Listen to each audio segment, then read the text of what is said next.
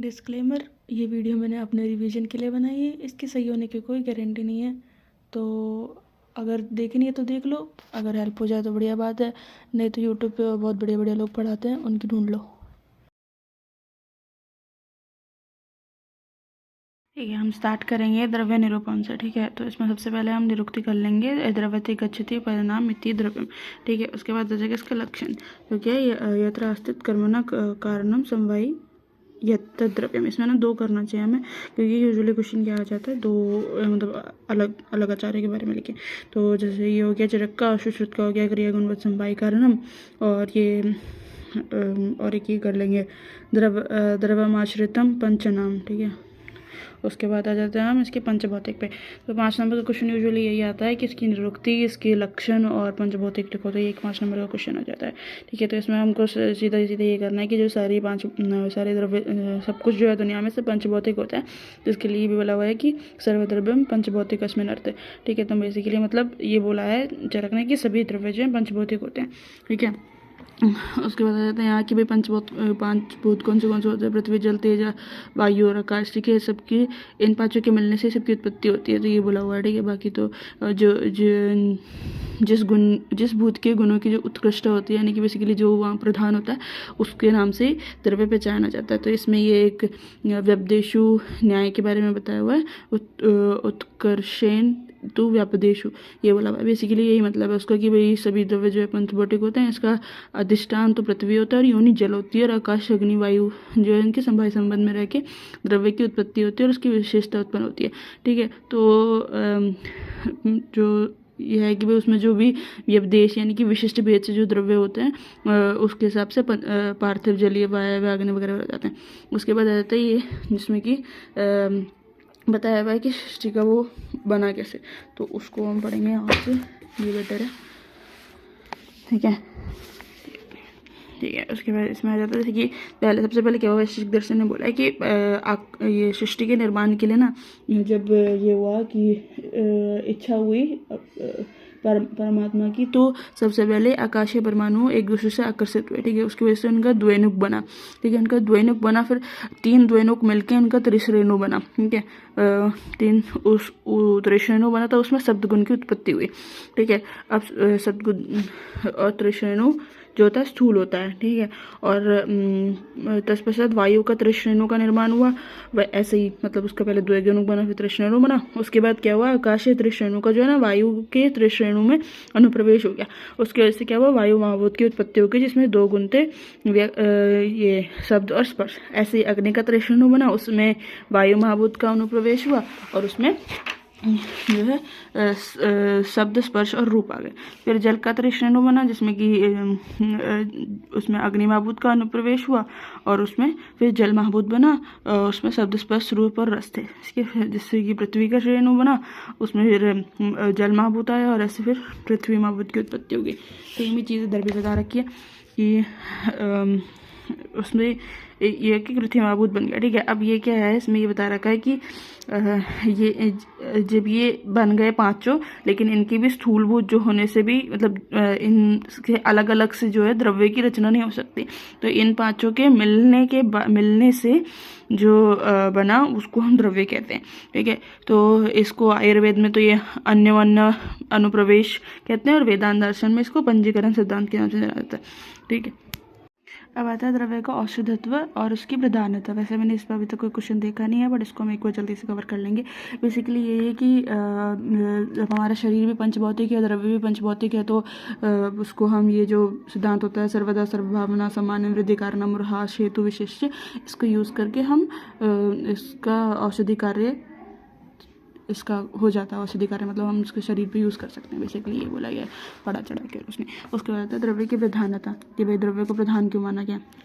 ठीक है, तो इसमें आ जाएगा कि ये कुछ पॉइंट आ जाते हैं, से व्यवस्थितवाद। ठीक है, यानी कि वो जो द्रव्य जो होता है वो स्थिर होता है, अपरिवर्तनशील होता है, रस आदि गुण जो है वो चेंज हो जाते हैं, बट द्रव्य तो द्रव्य ही रहता है। इसका एग्जाम्पल से हो जाता है कि कच्चा आम जो है वो खट्टा होता है, पक्का आम मीठा हो जाता है, तो रस तो चेंज हो गया, पर आम तो आम भी रहता है। ठीक है, फिर नित्यत्वाद यानी कि नित्य होता है। ठीक है, और मतलब खराब हो जाता है या और अच्छा हो जाता है, पर नित्य रहता है, वही वाले होते हैं। पंचेंद्रिय ग्रहणात यानी कि जैसे रस हो गई वो रसेंद्रिय ग्रहण करती है, ठीक है। बाकी चीज़ें भी एक एक इंद्रिय ग्रहण करती है, इस द्रव्य को पांचों इंद्रिय ग्रहण करती हैं। फिर हो गया स्वजातीय अवस्थानात यानी कि जिस जाति का है, जैसे पार्थिव द्रव्य पार्थिव ही रहेगा तो वो अपनी जाति को में अवस्थित रहता है। आश्रितवाद यानी कि बाकी सारी जो हैं ये रसवादी जो चीज़ें हैं वो इसके आश्रय में रहती है। आरंभ संबनात यानी कि कुछ भी चीज़ का आरंभ होता है, जैसे कि उसको इकट्ठा करना, कूटना वगैरह कुछ भी बनाना होता है, वो रसादी द्रव्य से, रसादी से नहीं होता, द्रव्य से आरंभ होता है। ठीक है। शास्त्र पढ़नात यानी कि शास्त्रों में भी उसको श्रेष्ठ बता रखा है। ठीक है। फिर कर्म अपेक्षितवाद, ठीक है, कि मतलब जो द्रव्य से ही रसादी द्रव्य का रसादी का जो है क्रम से डिवाइड होता है। ठीक है। तो जैसे कि ये हो गया कि अगर द्रव्य कमज़ोर है, कच्चा है या दुर्बल है तो रसादी वगैरह भी दुर्बल होंगे, और अगर वो पक्का है, श्रेष्ठ है, तो उसके रसादी भी श्रेष्ठ होंगे। ठीक है। तो एक देश शादित्वाद, इसका ये कि मतलब वो उसके एक अंग से भी वो चिकित्सा कर सकता है और मतलब बीमारियों को ठीक कर सकता है इसी के लिए, और रस वगैरह नहीं कर सकता। फिर नागार्जुन ने 3 और माने। ठीक है। तरतम योग अनुपलब्धि, मतलब उसका कोई तरतम नहीं होता, जैसे रस में हो गया कि मधुर, मधुरतम, मधुरतर और मधुरतम, ऐसे द्रव्य का कुछ नहीं होता। फिर कल्प सामर्थ्य यानी कि उसकी बहुत सारी कल्पनाएं बनाई जा सकती है। प्रतिदात सामर्थ्य यानी कि वो मूर्तिमान होने से अवकाश का है आवरण कर लेता है, मतलब रस आदि जो है वो खाली स्थान को नहीं भर सकते, पर द्रव्य जो है खाली स्थान को भर सकता है। अब आ गया द्रव्य का वर्गीकरण, जो कि 5 नंबर का पूरा उठा के दे देते हैं। ठीक है। तो इसमें आ गया अलग अलग टाइप से वर्गीकरण हो गया। जैसे कार्य भेद से कारण, और कार्य हो गया चेतन से चेतन, योनि से जंगम, और विपार्थ पंच भौतिक से 5 भूतों वाला, प्रभाव से ये दोष प्रशमन, धातु प्रदूषक और स्वस्थकारी द्रव्य हो गया। ठीक है। उसके बाद विपाक भेद से मधुर अम्ल कटु हो गया, वीर्य से अष्टविध द्विविध हो गया, प्रयोग से औषध आहार हो गया, रस भेद से ये 6 रसों के ऊपर हो गया, और अंग भेद से मूर्त और अमूर्त हो गया। ठीक है। उसके बाद इनका डिवीजन देख लेंगे। तो कर्म भेद से तो ये कारण भेद से हो गया कारण और कार्य द्रव्य, तो और ये कार्य द्रव्य होते हैं चेतन और अचेतन। ठीक है। उसका एग्जांपल दे रखा है गुरुजी हरित के वगैरह। ठीक है। उसके बाद आ गया चेतन है। चेतन में चेतन द्रव्य में 2 टाइप के होते हैं, बहिर्चेतन और अंतश्चेतन। ठीक है। तो इसमें ये होगा जरायु, जंडत, स्वेद, जोतबीज, और इसमें वानस्पत्य विरुद्ध औषध। इसके एग्जाम्पल हो गए वनस्पति के वट, वानस्पति के आम, विरुद्ध के उड़ूची, और औषध की गेहूँ। ठीक है। और अचेतन में हो गए 2 प्राकृत और कृत्रिम। ठीक है। तो प्राकृत में हो गए खनिज, ठीक है, और जो कि पृथ्वी को खोद कर निकाले जाते हैं। ठीक है। तो उसमें हो गए धातु और अधातु, धातु हो गए स्वर्ण रजत, धातु हो गए मणि और मुक्ता। ठीक है। और कृत्रिम में मानमड़ हो जाता है जो कि प्लास्टिक होता है। ठीक है। तो ये बेसिकली ये पूरा कवर हो गया यहाँ पे। उसके बाद आता है योनि भेद से। योनि भेद के 3 टाइप के होते हैं, जांगम, भौम और औद्भिज। जांगम में ये हो गए जरायु, जंडज, स्वेदज और औद्भिज। ठीक है। तो फिर इसके मतलब इसके भेद हैं कि उसके बाद उसके एग्जाम्पल में हो गया मधु, गोरस, वसा, मज्जा, रक्त, मांस वगैरह वगैरह। औद्भिद में वो होते हैं जो कि धरती को फोड़ के बाहर निकलते हैं, बेसिकली विदीन करके, बेसिकली वृक्ष वगैरह। तो इसके 4 प्रकार हो गए, वृक्ष, लता, गुल्म और श्रुप। इसके एग्जाम्पल देख लेंगे। बस जैसे वृक्ष हो गई हरित की आम्र, लता हो गई द्राक्षा, गुल्म हो गए कर्मद, और श्रुप हो गया बला। ठीक है। फिर पार्थिव में बताइए हमको, ठीक है, ये सोना वगैरह हो गया, मल के साथ पंचलो, बालू, चूना हो गया। इसके बाद पंचभौत के हिसाब से 5 महाभूतों के हिसाब से हो गए। ये पार्थिव हो गया द्राक्षा, आप्य हो गया तृण, पंचमूल, अग्नि, चित्रक, बल्ला तक कर लेंगे, वायव्य, धातु और आकाश, ये जो है निम्न वगैरह हो गया। ठीक है। फिर प्रयोग भेद से 2 टाइप का होता है ना, औषध और आहार। तो बस ये है कि औषध जो वो है तो जो शक्ति प्रदान करता है, पोषण करता है और विकारों को खत्म करता है। तो एग्जाम्पल होगी इसका गुड़ुची और पीपली। और ये वीर्य प्रदान होता है। तो इसमें 3 टाइप से हो जाते हैं वीर्य के, मृदु, मध्यम और तीक्ष्ण वीर्य। आहार वो होता है जो शरीर की वृद्धि करता है और रक्षा में प्रयोग करता है। ठीक है। तो जैसे गोधूम और शाली हो गया। फिर विभाग भेद से 3 टाइप का होता है, मधुर, अम्ल, लवण, मधुर, अम्ल, कटु। क्या बोल रही हूँ। ठीक है। तो वो रस के हिसाब से का डिवीजन कर देंगे। ठीक है। फिर वीर्य के हिसाब से वो शीत वीर्य और उष्ण वीर्य हो गया। एग्जाम्पल देंगे शीत वीर्य में हो गया चंदन, पद्मक और उशीर और उष्ण में अगरू कुष्ठ तगर। ठीक है, उसके बाद प्रभाव भी ऐसे 3 होता है, दोष प्रशमन, धातु प्रदूषण और स्वस्थ हितकारी। तो वही है दोष प्रशमन, और फिर 3 टाइप का होता है जिसमें कि शमन, गोपन और वो स्वास्थ्य होता है। तो जैसे कि वही वाली बात हो गई, इसमें तो सीधा शमन वाले जो तीनों को शांत करते हैं तो उनके रस और गुण के हिसाब से डिवाइड मतलब बता देंगे। एग्जाम्पल हो गया, एग्जाम्पल देखने से वाद शामक विदारी गंध आदि हो गया, और पिच्छामक सारीवादी हो गया, कच्छामक विपल्य आदि हो गया, जो भी आ रहा है। ठीक है, कोपन में भी ऐसे जो भी उनको बढ़ाने वाले हो गए। स्वस्थ कार्य वो होता है जो कि दोषों को सम अवस्था में बना के रखे, जैसे गोघृत, गोदुग्ध और रक्तशाली, सैंधव, जीवंती वगैरह, ये याद रखना जरूरी। ठीक है, रस भेद से 6 प्रकार के स्कंद हो गए, तो ये कर लेंगे। मधुर स्कंद में तो जीवंती आदि ये हो गया, जीवंती गण हो गया। ठीक है, जीवंती, ऋषभ, कोकोली, शीर, काकोली वगैरह। अमल में तो आम्र हो गया। ठीक है, दाड़िम हो गया। लवण में नमकों के नाम हो गए। ठीक है, कटु में पीपली, पिपरमुल, चव्य, चित्रक। तिक्त में किरात तिक्त कर दिया, गुरु, चियाते, विषय, हरिद्रा, दारू, हरिद्रा कर दिया। 1-2 एग्जाम्पल जरूरी। ठीक है, और फिर कसाई में हरित की, विभित की वगैरह आ गया।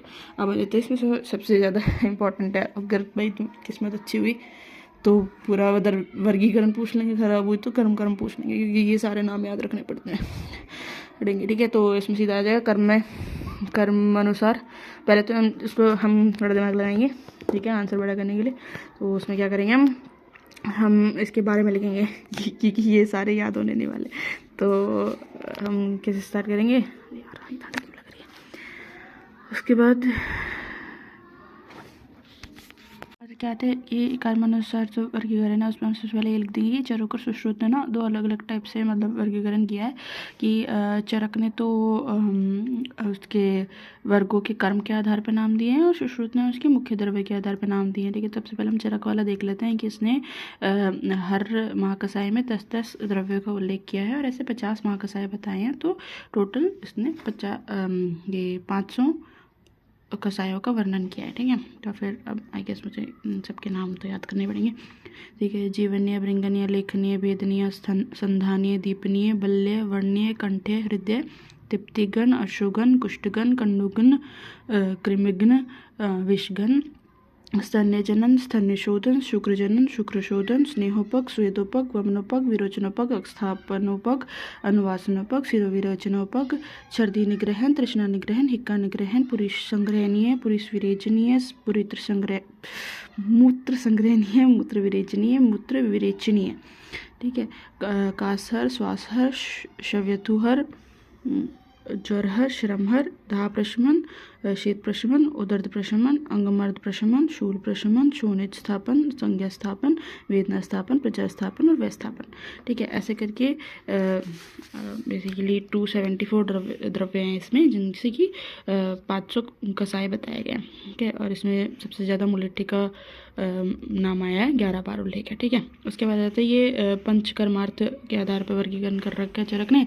ठीक है, वमनार्थ, विरेचनार्थ, अस्थापनार्थ, अनुवासनार्थ और शिरोविरेचनार्थ। ठीक है, तो इसमें से वमन में मदन फल हो गया, निम्ब हो गया, विरेचन में त्रिवृत और त्रिफला हो गया, अस्थापन में बिल्व एरंड हो गया, अनुवासन में जो अस्थापन में होते वही हो गया, और शिरोविरेचन में हर का अलग अलग बता रखे 7 उपवर्ग में डिवाइड करके, पर हम सिर्फ एग्जाम्पल याद करेंगे, अपमार्ग, पीपली, मरीच वगैरह। ठीक है, उसके बाद सीधा आ जाते हैं हम इस पर सुश्रुत वाला। ठीक है, तो सुश्रुत वाले का बस इतना बता देंगे कि भाई उसने सूत्र स्थान के 38 चैप्टर में द्रव्य संग्रह नियम में बताया हुआ है 37 गणों का उसने उल्लेख किया है, और उसने उसके प्रधान द्रव्य के नाम पे उसका नाम रखा है। ठीक है, जैसे विदारी गंध आदि। ठीक है, उसके बाद और इसकी जो संख्या है वो अनिश्चित है, जैसे कि चरक वाले में तो 10-10 ही है, इसकी अनिश्चित है। इसने जो 37 गण बताए हैं उसमें से 9 गण वातोषहर, 11 पित्त और 17 कफतोषहर है। ठीक है, तो इसके 2-3 एग्जाम्पल याद कर लेंगे, जैसे विदारी गंध आदि गण हो गया, आरगवद आदि गण हो गया, पीपल आदि हो गया, एला आदि हो गया, हरिद्रा आदि हो गया, और या फिर ये वाला लघु पंचमूल, बृहद पंचमूल और दशमूल हो गए। ठीक है, ये इतना ही है।